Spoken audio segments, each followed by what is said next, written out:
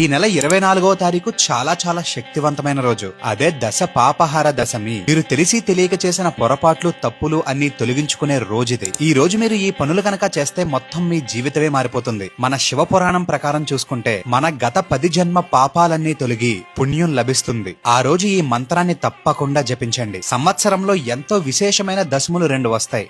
ఒకటి విజయదశమి, ఇంకోటి దశ పాపహార దశమి. మన హిందూ పురాణాల ప్రకారం జ్యేష్ఠ శుద్ధ దశమి రోజే గంగాదేవి భూమి మీద అవతరించింది. అందుకే దీనికి దశ పాపహార దశమి అని పేరు. దశ అంటే 10. ఈ ఒక్క రోజే మనం చేసే ఈ చిన్న పని వల్ల మన మనసు, మాట, శరీరం ద్వారా చేసిన 10 రకాల మహా పాపాలనేవి పూర్తిగా తొలగిపోతాయి. అందులో 3 శారీరక తప్పులు, 4 మాటల ద్వారా ఇతరుల్ని నొప్పించడం, 3 మనసులో అనుకునే చెడు ఆలోచనలు. ఈ 10 పాపాల నుండి ముక్తి లభించడమే ఈ రోజు ప్రత్యేకత. అసలు ఈ రోజు మనం ఏం చేయాలి? ఉదయాన్నే బ్రహ్మ ముహూర్తాన లెగిసి మనం స్నానం చేసే నీళ్లలో కొంచెం గంగాజలం లేదా తులసి దళాలు వేసి స్నానం చేయాలి. గంగాదేవిని మనస్ఫూర్తిగా స్మరించుకుంటూ శివాలయానికి వెళ్ళాలి. వెళ్లి స్వామివారికి అభిషేకం చేయాలి. ఇలా చేయటం వల్ల జాతకంలో ఉండే దారిద్ర్యం పోతుంది. ఆ మనిషికి ఒక పాజిటివ్ వైబ్రేషన్ అనేది వస్తుంది. వీలైతే ఈ రోజు పేదవాళ్లకి లేదా బ్రాహ్మణులకి దానం చేయండి. ఈ మంత్రాన్ని జపించిన లేదా విన్నా చాలా మంచిది. ఓం త్రిపత గామిణ్యై విద్మహే సురసరిథ్యై ధీమహి తన్నో గంగా ప్రచోదయాత్. ఒక్కసారి మనస్ఫూర్తిగా కమెంట్స్ లో హర హర అని కమెంట్ చేయండి.